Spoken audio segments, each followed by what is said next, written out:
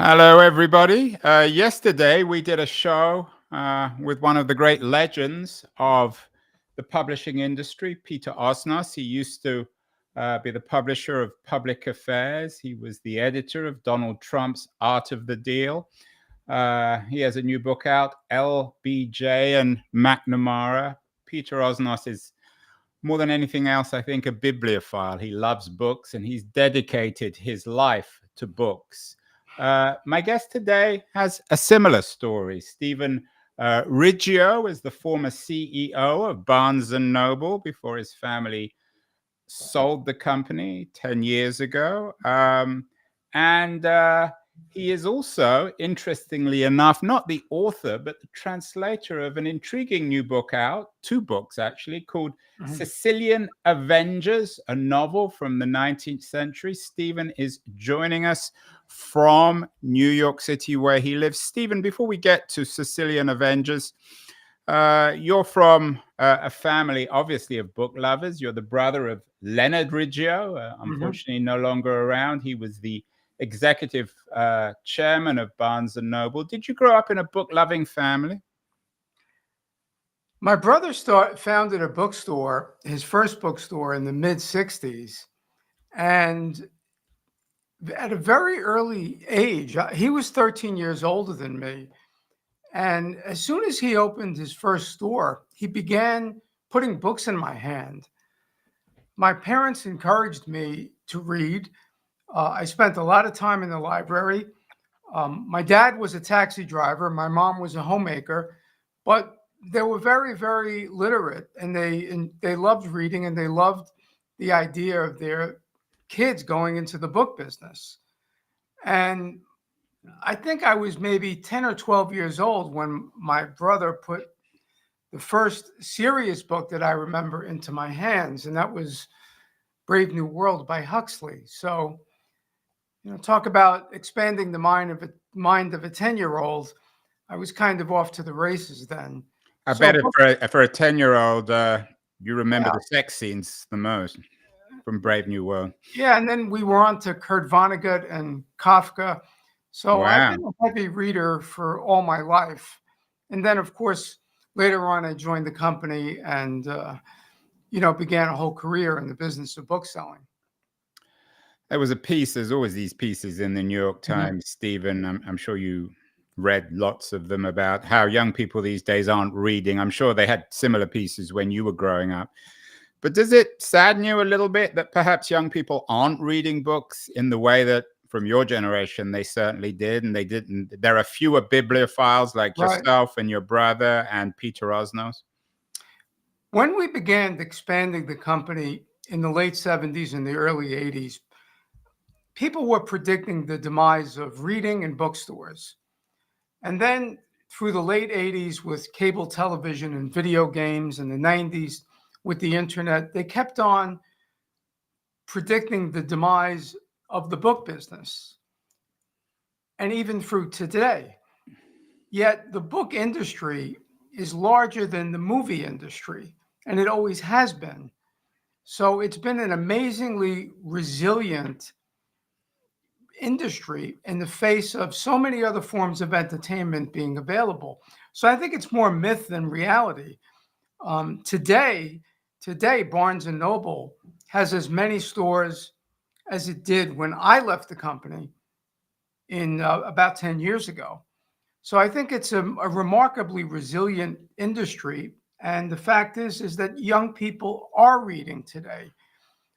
There's a fascination with books on TikTok, and it's become an amazing platform for writers to reach out to young readers. Yeah, last time I checked, which was about 10 minutes ago, Barnes and Noble is doing very well. I just went to their website. Peter Osnos is also publishing his new book on Substack. He sees the internet as complementary, of course, as you've indicated. Some people saw the internet as a replacement for Barnes and Noble and bookstores. How do you view the internet? Is it good or bad for books? Oh, I think it's opened up a whole new way for writers to reach readers, be it through social media, all the different types of social media, Instagram, Facebook, TikTok, and the like. What the internet did to part of the book business is it became the first place for people to go for information. So previously, if you were going on a trip, you would perhaps go to the bookstore and buy travel books or buy maps. Or if you were taking a trip in your car, you would buy a road atlas. Now, the internet has, replaced those type of searches, those type of searches for information. But on the other hand, other types of books are selling well, particularly fiction, and especially the type of nonfiction that you cannot digest or cannot find on the internet. The most important people in publishing, I've always said, are the editors. And you cannot find the kind of information on the internet as you would in Peter Osnos's newly published book. But you could buy a digital copy or you can hear it on an audiobook. So those things are additive. As before 10, 20 years ago, those things didn't exist. So the book business has now more channels, more ways of reaching readers than ever before. I believe the fastest growing part of the book business is audiobooks. Yeah, and you've got an audiobook out of Yeah. Sicilian Yeah. Avengers. I want to talk about that in a second. Right. But audiobooks, and Peter talked about this too. I love audiobooks. They're excellent. But Mhm. you can't hold an audiobook. You can hold a Right. physical book. Right. Everyone or many futurists predicted the demise of the book when the internet was invented in the 90s. And it didn't disappear, unlike CDs, because Correct. perhaps of its form, in the same way as vinyl has made a dramatic comeback Right. in the age of the internet. Is it Mhm. the form, Stephen, of the book that makes it such an impossible thing to literally and metaphorically put down? For many readers, I think having a physical copy is something that they treasure, unlike holding a CD. I think books have become important possessions for people, especially people that collect books of their favorite writers. And many of the writers today, especially of fiction, publish a book every year or two. And there are people that have every book that John Grisham wrote or that Adriana Trigiani wrote, and they have them on their bookshelf. And it's important to people. So, yes, I do believe that physical books, the idea of owning them and holding them, is what has been different than from the music business or the video business. So let's get on to this Mm-hmm. love affair you have, and Right. correct me if I'm wrong, with Sure. Luigi Natoli's Mm-hmm. Sicilian Avengers. You haven't written any books yourself, but this is your big translation. As I Right. suggested to you before we went live, now you've sold Barnes and Noble. You spend your life translating books you love. Before we get to Natoli, before we get to your relationship though with Natoli, how important do you think was the form of the book in the 19th century when Natoli was writing? Was it at that point in Sicily a revolutionary? Well, he wrote his novels. He wrote about 30 novels. They were all written in installments, similar to what Charles Dickens did. And I So believe kind of Substack, the Substack of the age. of the day, yes. And because they were written that way, he developed a particular skill that would cause readers to wait with bated breath for the next installment. So he had tremendous narrative skills. He was also a historian. So his range of Sicilian and European history, combined with his narrative skills, produced these massively popular historical novels. And the one that I translated was his most famous and was his, best-selling one, most popular. Uh, he Peter he Stephen he has been compared with Mm-hmm. Alexander Dumas. Yes. Is that might we, as an introduction, describe him as the Italian Dumas? I would agree with that. If you read the book, um, the scenes of action, the action scenes and the swashbuckling scenes are very reminiscent of Count of Monte Cristo or Three Musketeers. And his books were long. The one that I translated was 1,000 pages, and Dumas was known for writing big books. I think Count of Monte Cristo is about 1,000 pages. And were they long? One of the reasons why they were long because they were serialized. So the Yeah. longer, the more commercially successful. So was he paid by newspapers? Where were these originally published? Yes, they were published in Sicily, in Giornale di Sicilia, in 1910 to 1911, this particular book. It's a remarkable story. So tell me about Stephen, your own relationship with this. He's not a well-known writer in Right, in, right, in in the West, Luigi Natoli. In fact, doesn't even have a Wikipedia, or at least an English right, Wikipedia right, entry. How right. did you discover him? That's a good question. I almost feel I was destined to do this. I do have Sicilian ancestry. My paternal ancestors, my grandfather and grandmother, were born in Sicily. They came over in the Great Migration. My first exposure to the Italian language was literally on my grandmother's knee. In her kitchen, she would read to me from the Italian language newspaper. And I studied language up through high school, but I did drop it after that. It is a regret I have, but I'm happy to have picked it up again. How we picked it up was related to a tragic event in our family. We lost our daughter, Melissa, in 2008 after her year-long struggle with leukemia. In the years after, in the immediate aftermath, I was looking for a way forward for my wife, Laura, and I, a way to open a new chapter in our lives or open a new door. So I came up with the idea of the two of us studying the Italian language together.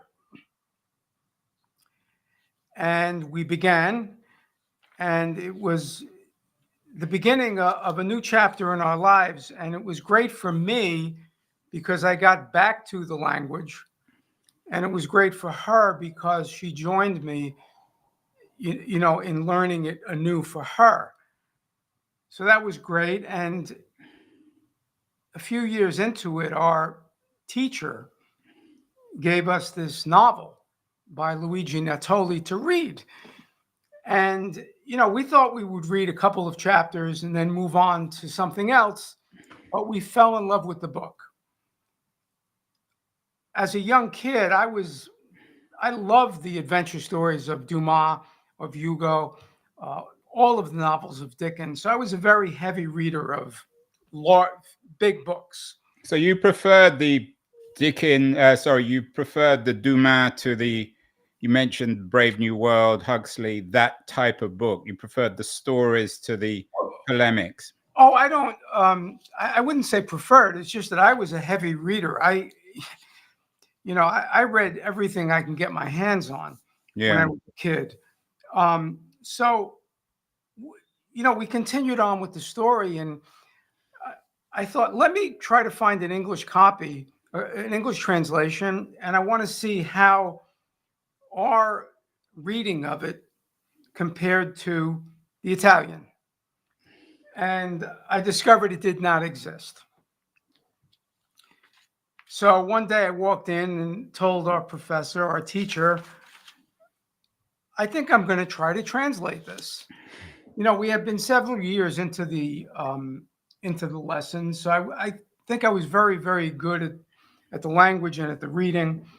And I decided let me translate one page and let me see if I'm up to this. And I did that. I gave it to our teacher. She sent it back with a bunch of corrections, and I kind of saw what I had to do. And I didn't stop. And it took me about 3 years. It's a 1,000-page book. Did your wife think you were crazy? Oh, she encouraged me from the very And beginning. what about your friends and your family? Oh, anybody that says you're crazy, that's the best reason to start doing something. That's more encouragement than discouragement. So, doing something. I was retired at the time, and when I was in business, I was used to doing things that people would always doubt.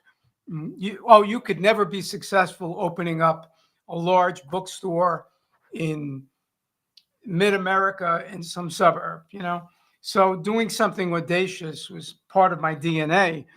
And doing something audacious in my retirement life just felt natural to me. And of course, I was retired, so I had the time. And, I had a couple of friends that were very close to me, very big readers. And my wife encouraged me.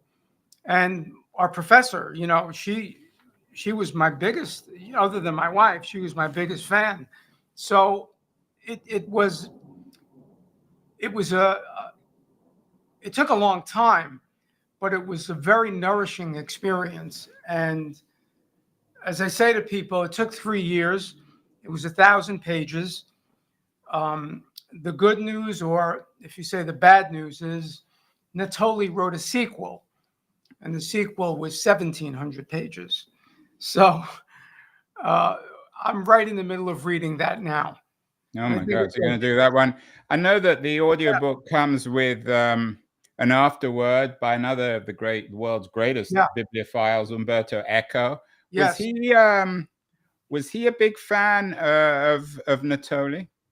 Well, he thought it was, he writes this very, very scholarly and erudite essay that I included in the book as an afterword because there's a few things in the plot that he reveals that I didn't want to make it an introduction.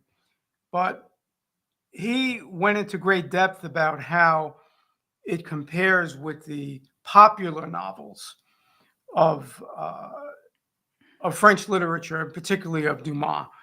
So he puts it right in the middle of that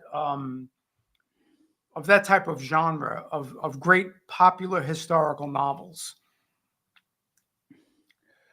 I have to admit, and I'm sure not the first Hmm. or the last to admit this to you, that I'd never heard of Natoli. Hmm.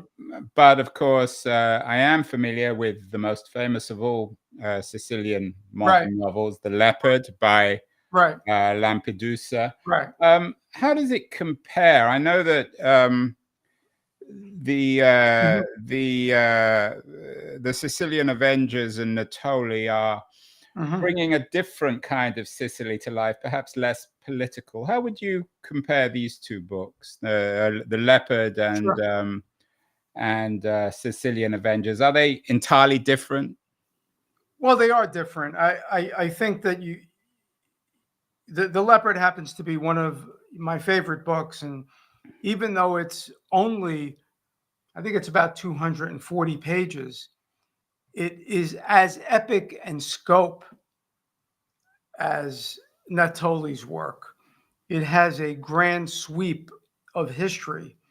Of course, it deals with a later time when Garibaldi landed in Sicily, leading up to the um, Risorgimento, and it paints a picture of the decline of feudal the feudal aristocracy of Sicily, and it's very, very beautifully written.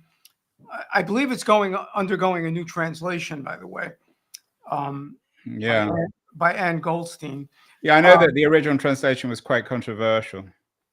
I actually liked it. It's by Alexander Calhoun, I think. But Yeah, I mean, but for me, I don't have yeah, your professional interpretive skills as a well, but translator. but like many works in translation, they're always up for new perspectives. There's a new translation of Manzoni's The Betrothed that just came out, and that's Mm. another great Italian novel.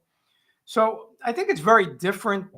Gattopardo is very different than Sicilian Avengers. I would say Sicilian Avengers would be more in the vein of a great historical popular novel. It's popular fiction, and I think Gattopardo is a great literary achievement. It's on a different level, I think, but they both stand on their own as achievements, I think. Yeah, I'm not sure. I assume that Yeah. Lampedusa read Gramsci's ideas about the morbid symptoms of dramatic change, which is, of course, Hmm. what The Leopard is about, a place Hmm. that doesn't change. And that's the theme of the book. Unless you change, you die. Or if, in other words, I think to misquote, to stay the Hmm. same, you have to change. Right. Um, is that true also of Sicilian Avengers? The Sicily that he describes, is it an eternal place? Is it a place which is changing because of economic or political or cultural pressures? Well, for 2,000 years, Sicily underwent tumultuous change. Uh, it Yeah, was, invasion. I mean, that's the theme again of The Leopard, invasion after invasion. So it doesn't really have a heart, or its heart are several hearts. yeah. I mean, there's a famous speech in which the prince talks about in the Leopard about Sicily having been invaded for 2,000 years, and we are exhausted. He says. Mm. Um, I think Natoli's book, and Natoli was a scholar, a teacher. He wrote many textbooks, all of which were banned by Mussolini because he was an ardent anti-fascist. But his book takes a place at a time which was quite tumultuous because you had a change in government from the Spanish to the Savoy. And in a similar way as the prince in The Leopard is hoping for a rebirth of Sicily, and that he knows he's not going to be part of. They offer him, in one scene, he's offered a seat in the new Senate, which is located in um, Torino. And he turns it down because he knows that's not for him. And in the beginning of Sicilian Avengers, Natoli's book, um, when the Savoy come in the middle of the book, the Savoy take over, people are hoping for a rebirth and a renewal, only to find out it's just another repressive regime. And in fact, Vittorio Amadeo, who was the king of Savoy, he comes and he goes through this tremendous coronation and then he leaves. And what Sicily is just, they realize they're just an appendage on this other kingdom. So, in that respect, those books deal with um, the the dilemma of the Sicilian people never having their own kingdom. And that's why I think they're similar. Yeah, I mean, I'm curious what you think Americans of the 2020s can learn from Sicilian Avengers. I think what they Mhm. can learn from The Mm. Leopard Right. is a sense of mortality. As you note, the Hmm. prince recognized that he wouldn't be around to see the Hmm. future. And he wasn't regretful of this. He was ready, I think, at the end of the book, he was ready to die. Americans often don't seem Right. to to be particularly comfortable. Not that I guess anyone's really comfortable with death, but they don't fit themselves into this broader historical narrative. Mhm. What do you think people who read Sicilian Avengers? I mean, obviously it's a fun book. Right. It's an adventure book like Dumas, but what could it? How could it help Americans of the 2020s make sense of a weird world, a world in America that's also dramatically changing? Well, it is a story about the central theme is justice. The plot of the book revolves around the evil machinations of an aristocrat who, well, I don't want to reveal too much of the Yeah, plot. don't go away. We want Yeah, people to but read the book or listen to the book. it's about a secret sect that were considered to be forerunners of the Sicilian mafia. Mm. And when Sicily at that time was still a feudal society, and it was ruled by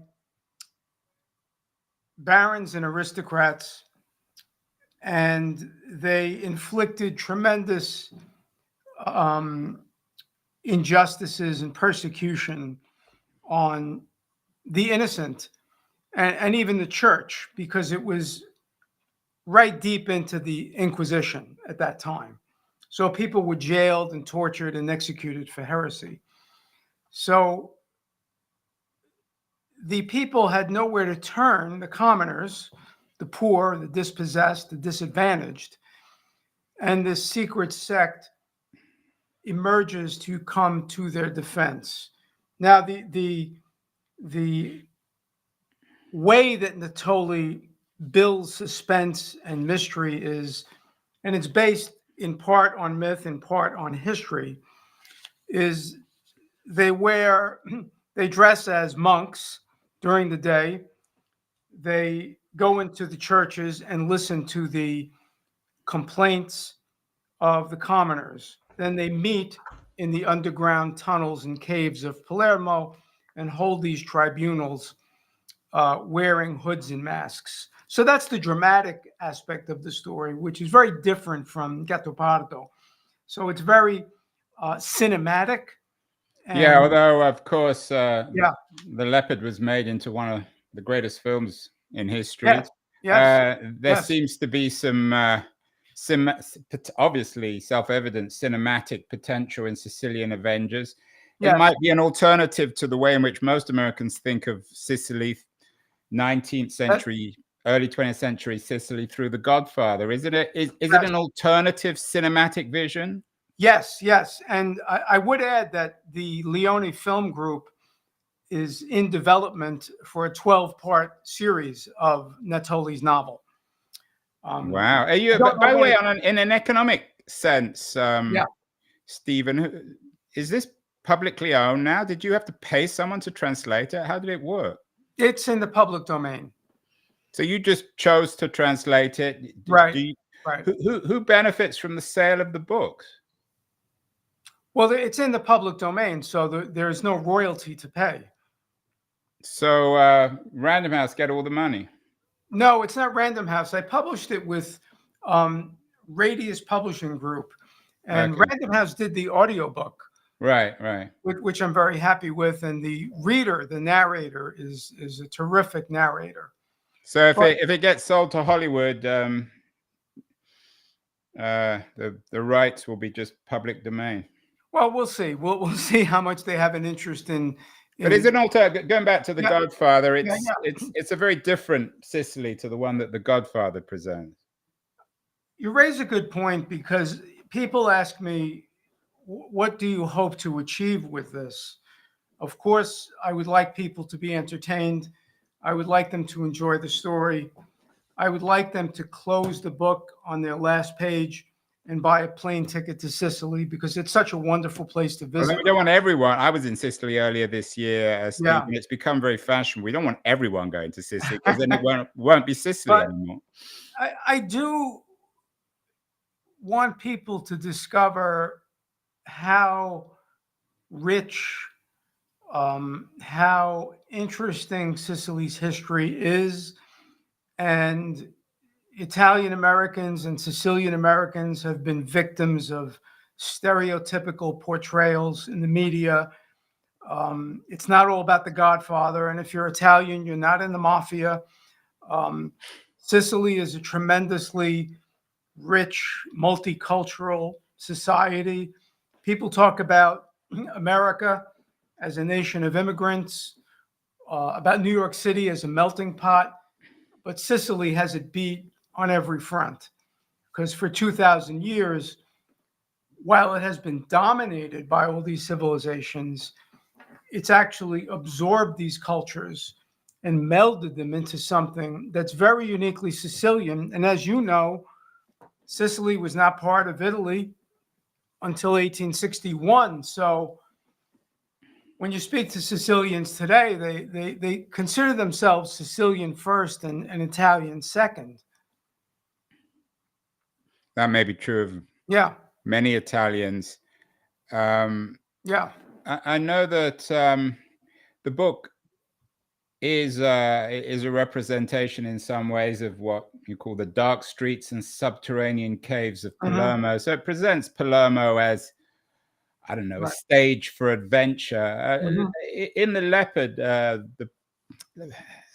Palermo is presented as this slightly sort of surreal place. What is Natoli's Palermo like? It was never, of course, a grand city, not even like Naples or certainly Rome. What kind of place is Palermo like in the Sicilian adventures? No, at one point in history, it was bigger and grander than Rome or Naples. And when you go to Palermo, Natoli had a cinematic way of portraying the streets and the buildings, and the topographic detail in the book is brilliantly rendered. When you go to Sicily, you see in the architecture the remains or it's almost like a palimpsest of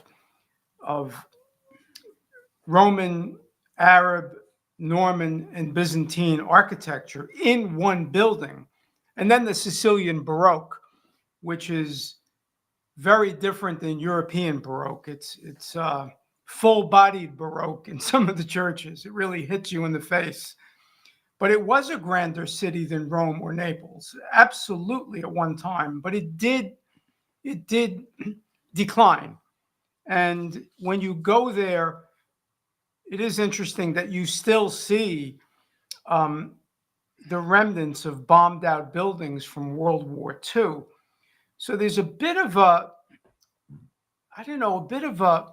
combination of the ancient city, of a decaying city, and of a city that's undergoing rebirth.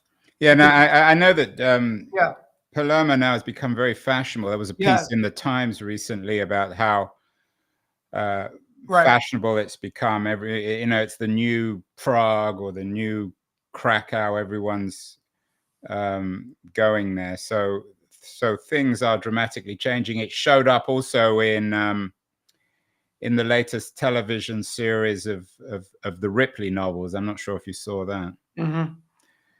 So you're certainly part of bringing Sicily and Palermo back to life in this project. Finally, Stephen, I think we've lost your video, so we're just doing your audio.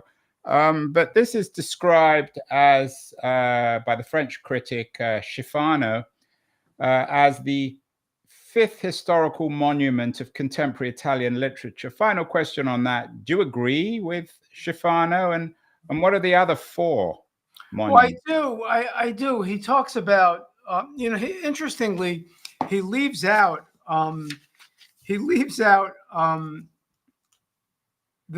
Il Gattopardo.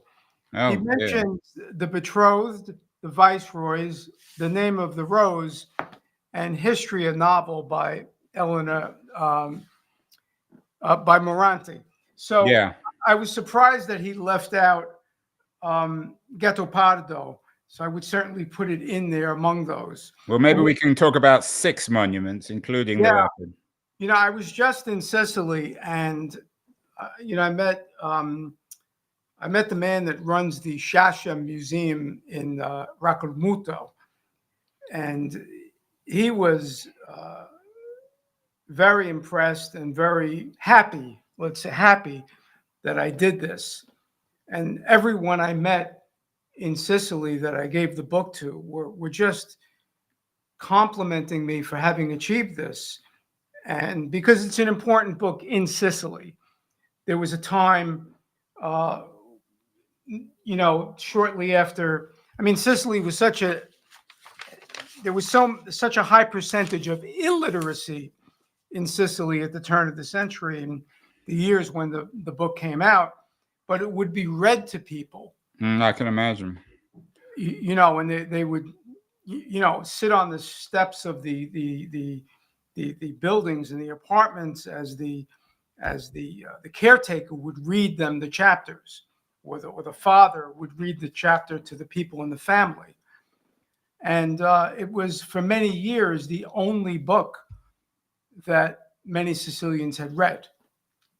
Well, you are ascending Etna, Stephen. You're climbing a great mountain, a literary mountain. You, having translated the first 2 books, you're on to the next one, which is quite an achievement. You have to come back on the show once the next volume is done. Congratulations, a fascinating story, and keep well, keep translating. It's important that we got bibliophiles like yourself around who are not only keeping alive the book, but making it more and more valuable for future generations. So thank you so much. Thank you. You can go to SicilianAvengers.com, and that's where the book is, and there'll be information about it.